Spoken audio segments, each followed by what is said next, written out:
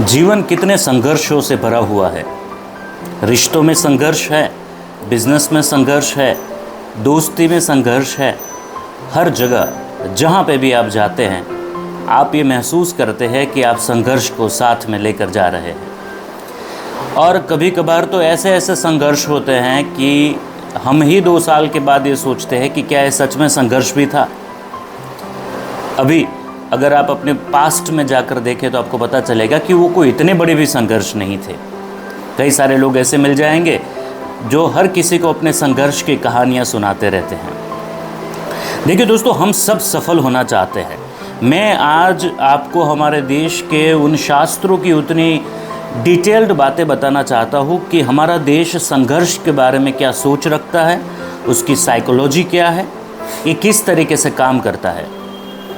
दुनिया में ऐसा इंसान खोज पाना लगभग नामुमकिन है जो सफल नहीं होना चाहता। हर कोई सफल होना चाहता है, सफल हो नहीं पाता। क्यों? क्योंकि संघर्ष में जो मुश्किलें उसको आती है, जो समस्याएं आती हैं, उसको वो जीत नहीं पाता और इसीलिए वो सफल नहीं हो पा रहा। ये संघर्ष क्या होता है? एक आदमी के लिए आपकी संघर्ष की स्थिति चुटकियों में सॉल्व हो जाती है और आपके लिए वो संघर्ष दुनिया का सबसे बड़ा संघर्ष है। इसके पीछे रीज़न क्या है?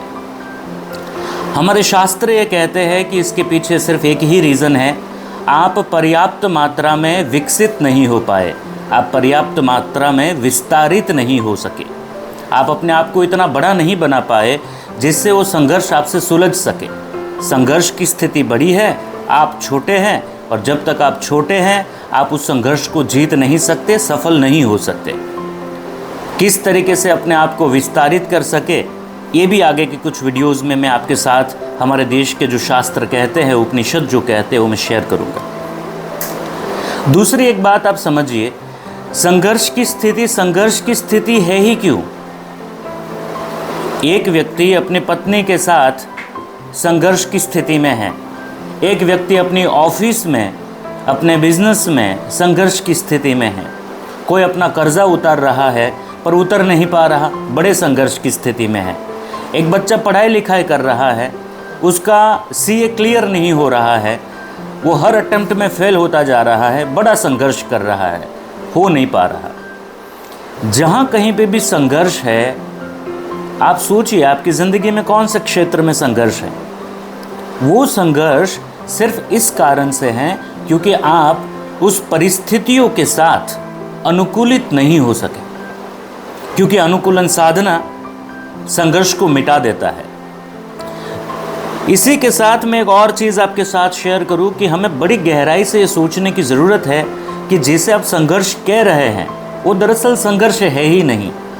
संघर्ष आपके छोटेपन का परिणाम है। कोई परिस्थिति मेरे लिए बड़ी है तो इसका मतलब मैं छोटा हूँ, और शास्त्र कहते हैं कि तुम अनंत हो, तुम बहुत बड़े हो। ऐसा कोई संघर्ष नहीं जो तुम उसे सॉल्व न कर सको या जीत ना सको। जब मैं अपने आप को छोटा मान लेता हूँ तो परिस्थितियाँ मेरे लिए बड़ी हो जाती हैं। अब ज़रा ये सोच लेते हैं कि ये मैं कौन है, ये मैं ऐसा क्यों सोचता हूँ कि मैं छोटा हूँ। इसके लिए मैं आपको समझाना चाहूँगा, इस बात को ध्यान से समझिएगा। एक इंसान, एक मैं कौन होता है? नियम का पुंज, उसके पास बहुत सारे नियम हैं कि ये होना चाहिए, ये नहीं होना चाहिए। छोटे छोटे नियम, बड़े बड़े संघर्ष। जैसे मानिए मेरा मानना है कि महिलाओं को छोटे कपड़े नहीं पहनने चाहिए, और मेरी पत्नी माने कि ऐसा नहीं है, स्त्री भी एक जीव है, उसके पास भी अपनी ज़िंदगी है, उनके पास अपनी चॉइसेस हैं, वो पहन सकती हैं। अब अगर वो छोटे कपड़े पहनेगी तो मेरा नियम टूटेगा, अगर मेरा नियम माना जाएगा तो उसका जीवन टूटेगा, वो संघर्ष की स्थिति में आएगी। तो अभी जो दुनिया चल रही है, यहाँ हम क्या कर रहे हैं? यहाँ हम फुटबॉल की तरह संघर्ष को लात मार रहे हैं। एक आदमी दूसरे व्यक्ति के लिए संघर्ष की स्थिति पैदा करता है। मैं आपको ये बताना चाहता हूँ कि ये जो मैं है, ये जो आप है, ये सारा संघर्ष आपके नियमों से निकल रहा है। एक आदमी 8 बजे फ्री हो जाता है जॉब से, बॉस ने कहा है अब 2 घंटे तुम्हें ओवर टाइम करना है, इसके लिए संघर्ष की स्थिति निर्मित हो गई। कंपटीशन चल रहा है, किसका प्रमोशन होगा, संघर्ष की स्थिति पैदा हो गई। एक पति चाहता है कि पत्नी मेरे साथ ऐसा व्यवहार करे, नहीं हो पा रहा है, संघर्ष की स्थिति पैदा हो गई। एक आदमी के ऊपर कर्जा हो गया है, भरा नहीं जा रहा, 6 साल बीत गए, संघर्ष की स्थिति पैदा हो गई। ये सब आपके नियमों के कारण हो रहा है। आपके कुछ नियम हैं कि ये चीज़ ऐसी होनी चाहिए, ये चीज़ ऐसी नहीं होनी चाहिए। बस यही नियम है जो आपके लिए संघर्ष की स्थिति पैदा करता है। मैं आपको एक सिंपल सी चीज़ बताता हूँ। आप जो कुछ भी मानते हैं, ऐसा क्यों मानते हैं? हमारे शास्त्रों में एक बड़ी अच्छी चीज़ कही गई है। पुनर्विन्यास के साधकों के साथ हमें बात करते रहते हैं कि देखिए, मानना, जानना और जीना, ये तीनों अलग चीज़ें हैं। मानने वाले संघर्ष करते हैं, जानने वाले लोग थोड़े स्थिर हो जाते हैं, क्योंकि उसको ये पता चल जाता है कि मुझ में कमी कौन सी है, पर वो अपने आप को बदल नहीं पाते। और जीना, जिन सिद्धांतों को उन्होंने खोजा है, जिन सिद्धांतों को जाना है, उन सिद्धांतों को वो अपने जीवन में, अपने चरित्र में और अपने आचरण में ला पाता है। इसे कहता है जीना। तो जो आपका मानना है, ये समस्या है। इसीलिए हमारे शास्त्र कहते हैं कि मानो मत, जानो, और जानो भी मत, जियो। इसीलिए भगवान बुद्ध भी कहते हैं, महावीर भी कहते हैं कि आपकी समस्या की जड़ ग्रंथि है जो आपने सोच रखी है। हम कहते हैं ना, आपके मन में ऐसी ग्रंथि बंध गई है। दरअसल ऐसा है नहीं, आपने मुझे गलत समझ लिया है, मैं हूँ नहीं। तो ये एक वहम, एक ग्रंथि, एक नियम, एक चीज़ आपने मान ली, इसे कहते हैं ग्रंथि। तो बुद्ध और महावीर कहते हैं कि अगर तुम्हें इस ग्रंथि को तोड़ना है, क्योंकि ये ग्रंथि तुम्हें भी दुखी कर रही है और ये ग्रंथि सामने वाले को भी दुखी कर रही है, तो तुम्हें ग्रंथ को पढ़ना चाहिए। क्योंकि जब तुम ग्रंथ पढ़ोगे तो तुम्हें सत्य के दर्शन होंगे और तुम अब समझ जाओगे कि मेरी ग्रंथि ही मेरी समस्या है।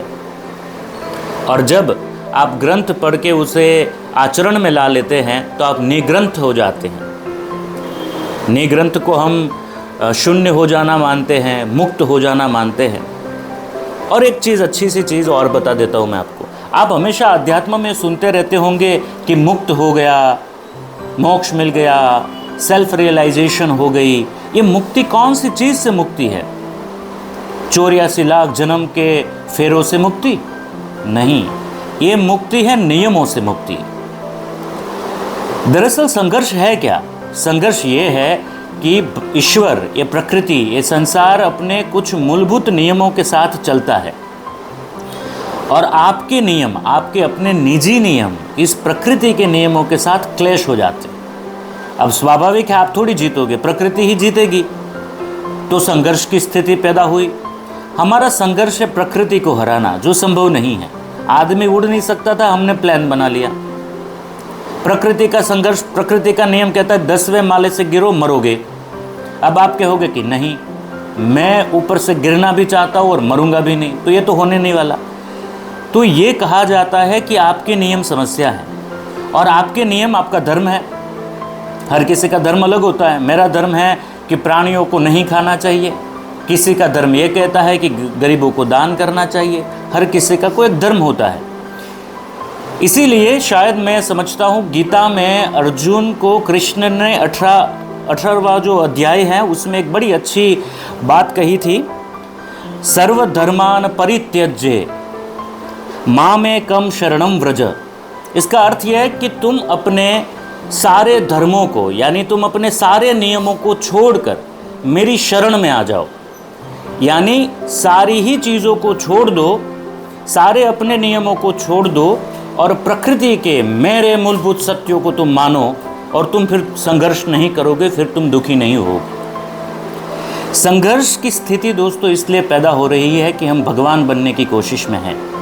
हम चाहते हैं कि सब कुछ मेरे हिसाब से हो। दो लोगों के बीच झगड़ा क्यों होता है? दोनों का मानना अलग है। दोनों ने एक चीज़ जानी ही नहीं। दोनों इंसान हैं, एक जैसे हैं, दोनों को जीने का अधिकार है। पर नहीं, ऐसा नहीं, मैं ही जीऊँगा और तुम जियो मेरे लिए। ये संघर्ष की स्थिति पैदा करता है। बॉस को ये क्यों नहीं दिख रहा कि मुझे प्रमोशन मिलना चाहिए, मैं कितनी मेहनत करता हूँ।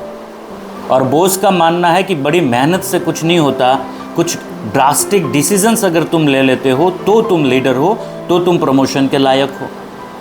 छोटा सा जीवन का एक हिस्सा और छोटा सा काम किसी और के लिए करके हम उस पूरे इंसान को जीत लेने की कोशिश करते हैं जो संभव नहीं है। वो इंसान भी आपसे इसीलिए प्यार करता है क्योंकि आप उसे प्यार करते हैं। उसके लिए दुनिया की सबसे प्यारी चीज़ वो खुद है। अगर तुम उससे प्यार करो तो फिर प्यार मिलेगा। तुम कहोगे कि तुम मुझसे प्यार करो, इसके लिए भी तुम्हें ही उसे प्यार करना पड़ेगा। तो देखिए दोस्तों, मैं बस इतना सा कहना चाहता हूँ कि संघर्ष दोस्तों इसलिए होता है कि मैं अनुकूलित नहीं हो पा रहा, मेरी मान्यताएं मुझे अनुकूलित नहीं होने दे रही। तो मुझे पहले दोस्तों ये जानना होगा कि ये मेरी मान्यताएं जो मेरे अंदर है, ये कैसी कैसी मान्यताएं हैं, इसे खोजना पड़ेगा। इन सारी मान्यताओं के सच को जानना पड़ेगा कि मैं जो मान रहा हूँ, क्या मैंने उसे जाना भी है कि सब कह रहे हैं तो मान रहा हूँ। मैं देखिए एक छोटी सी बात कहता हूँ, आपको बड़ा अचरज होगा। अभी इन दिनों एक्स्ट्रा मैरिटल अफेयर्स का पूरा दौर चला हुआ पूरी दुनिया में। एक पति जो ये जान जाता है कि उनकी पत्नी जो है उनके शारीरिक संबंध किसी और पुरुष के साथ है, तो उसे वो त्याग देता है। क्यों? क्योंकि ऐसा नहीं होना चाहिए। कोई और पुरुष अगर उस स्त्री को प्रेम करेगा तो मैं उसे त्याग दूंगा, ठीक है। अब ये पुरुष जब एक्स्ट्रा मैरिटल अफेयर किसी और महिला से करता है तो वो महिला तो उसके पति के साथ प्रेम में थी ही, तो उस स्त्री का स्वीकार क्यों किया जाता है? आप समझ रहे हैं ना? मतलब मेरे लिए अलग नियम काम कर रहे हैं, सामने वाली पार्टी के लिए अलग काम कर रहे हैं। इससे संघर्ष बन रहा है। मैं जो देख पा रहा हूँ ये बड़ी ही कठिन परिस्थिति है। मतलब इससे बुरा और कुछ नहीं हो सकता। हमारे मानने के कारण, हमारी मान्यताओं के कारण, हमारी धारणाओं के कारण हम अपने पूरे जीवन को नरक बना रहे हैं। अगर आप संघर्ष की स्थिति में हैं, अगर आप अपने संघर्ष को ठीक करना चाहते हैं, संघर्ष से बचना चाहते हैं, इसका सच में एक सॉल्यूशन चाहते हैं, तो भारतीय सनातन परंपरा के उन अद्भुत ग्रंथों के साथ मिलकर हम कुछ गोष्ठी करेंगे। हर शनिवार को पूरी रात हम इस विषय पर बात करते हैं और बड़े ही जिज्ञासु साधक यहाँ पर होते हैं और बड़ी गहराई से बातें होती हैं। मैं समय समय पर उन बातों को भी आपके साथ लाऊंगा। पर अगर आप संघर्ष की स्थिति में हैं और इसे सॉल्व करना चाहते हैं तो मैं दावा करता हूँ, आप कितनी भी किताबें पढ़ ले, आप कितना भी पढ़ ले, सीख ले, जान ले, मैं आपको इतने सालों की मेहनत के बाद एक ऐसा तरीका बताने वाला हूँ जिसने मेरे पूरे जीवन को बदला है, मेरे मानसिक ढांचे को बदला है। तो अगर आप चाहते हैं और अगर ये वीडियो आपको अच्छा लगे तो आप नीचे कमेंट, शेयर या सब्सक्राइब कर सकते हैं। कोई इसी रिगार्डिंग सवाल है तो इसी के बारे में भी आप बात कर सकते हैं। एक वीडियो मैं चाहता हूं मैं आपके लिए बनाऊं कि अनुकूलन कैसे साधे, क्योंकि जैसे आप अनुकूलित हो जाते हैं संघर्ष शून्य हो जाता है। तो thank you very much everyone, जुड़े रहिए कुछ और गहराई से जीवन की बातों के लिए। Thank you very much. मैं कौशिक जी आपका हमेशा स्वागत करता हूँ। Thank you very much again and bye bye.